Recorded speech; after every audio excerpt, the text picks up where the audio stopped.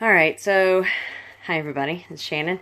So today is the process of cleaning up Mildred. It's looking pretty rough in here so far.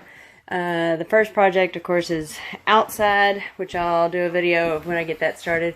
But it's supposed to rain tomorrow or the next day. And so if I don't get the inside patched so that no more water comes in, that's not really going to do me any good, is it? So the first thing I'm going to do is, we'll do a quick turnaround here, sorry, make you dizzy, is this puppy, which is dry and brittle and all kinds of good stuff. So I'm trying to get this out, but it's pretty much, the screws are rusted or stripped out. So the ones I can get out, these don't want to, they're just spinning. So I've got to figure out how to get that out, get this disconnected. This, of course, has gotten rigid, so I can't pop it back up, but that's just going to end up being a bucket for water. So for now, I'm going to get it duct taped up so that I can wash the outside.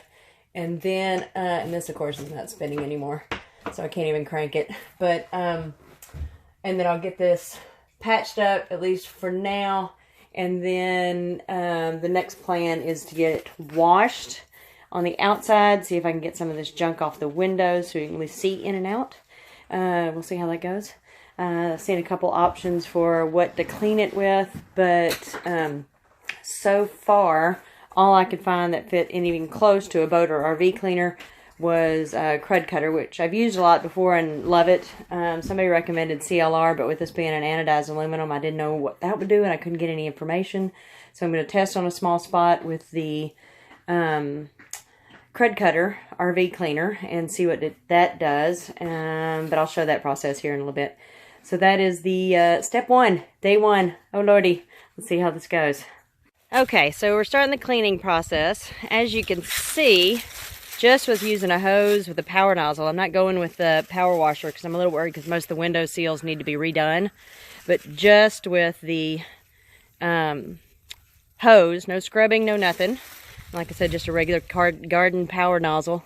A lot of that junk is already coming off. So I've got a silver little baby underneath here. Should look so much better by the time I get through. But here's a quick walk around of what it looks like at this point. And then I'll know better what's going to need to be replaced and stuff like that. The windows are these front windows I'm going to replace completely. They're a plexi, I believe. And I would like to have a tougher glass. I will ultimately get one of those windshield things. I think they'll go on this model without any problem. And then I want to get the guard that goes across the front, the rock guard. Once I get this thing all good, I don't want to have to totally, pop out dings and stuff. I've got one little ding on the other side that I think I can pop out pretty easy. Got new tires 2 days ago. So that was the first thing. Pretty sure the AC is going to have to be replaced. Most of the vents. So I'm going to get some automatics and good stuff like that. But that's how we're looking so far. It looks like it had a weld patch at one point. And I got enough welding friends bound to be able to get that buffed and evened out and stuff. But she's pretty sound, as far as Airstreams go, particularly one that's not much older than me. She's probably more solid than I am at this point. And anyway, so that's the runaround, the walk around. And then we'll do another quick one showing kind of the technique I used to get it cleaned. It's obviously going to need to be buffed and polished to get the shine back. But that's how that goes. Real quick, because everybody should see. That's Miss Daisy. She's going to be my travel partner. First discovery with a hose. And at least while I'm doing all this grunt work, here's my fabulous view to get to do it in front of. So keep doing updates. Thanks. Okay, so getting a lot of the washing done. It looks like this is newer than I thought it was going to be, which is great. Maybe this thing works just fine and just needs a little patch job on the housing. So that'll be awesome if I don't have to replace that yet, because those aren't cheap.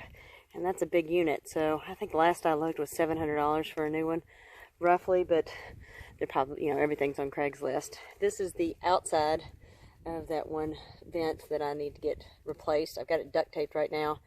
so that as I'm washing the boat, it's not draining into washing Mildred, it's not draining into there. But you can already see it's a huge difference. I mean, that's the side I haven't done from the top.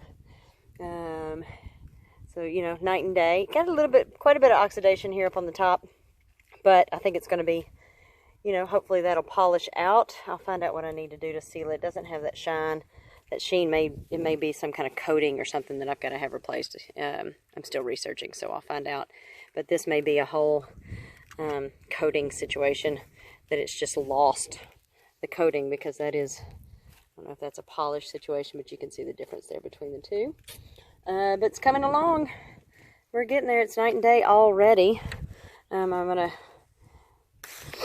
so I got down off the ladder, a little easier to do because I've got to move it now. Unfortunately, right now I'm just working with an 8-foot ladder, and you can't really stand on top of these. You know, essentially an Airstream is a big aluminum can, so structurally it's not really meant to be stood up on top of. So I've got to figure out, I've got enough friends, and gather some wood and start to build some kind of scaffolding situation or a bridge that goes over the top so I can work on the top.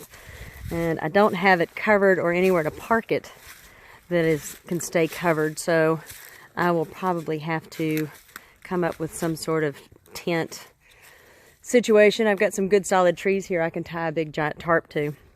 And in the next couple months, when good old Texas heat starts to hit me, that'll keep that nice and shaded. It's pretty shaded here anyway, and you can only block out so much of the heat. But you can see this is side A, the non-door side, so you can see the difference that's already had so far. And we come around here, night and day. So I just finished up my first video. Maybe this is my second video. Anyway, Mildred's looking good in the background there. Just want to let you know, if you are interested in keeping up with the progress of how Mildred's turning out, we'll do videos for each time that I do it, and just kind of give a little, you know, continuous progress on how everything's going. Anyway, be sure to like, subscribe, and share, and I will see you in the future. Have a good day. All right, well, I got her washed. It's only taken 5 hours hand washing. Didn't have a power washer. Like I said, I was a little bit worried about doing the windows that way, or around the windows, because the seals do need to be replaced on most of the windows. But otherwise, she looks really good. It's, you know, it's a whole new RV, or Airstream. She's a little shiny right now because she's still wet, but I think it's going to be good. You can see through the windows, which is nice. She'll of course need a little more detailing, but for a first go round, not too bad. Looks like somebody's, you know, drug around some trees and stuff, but I think she's going to be good. The back window, but as you can see all the way through, so that's huge.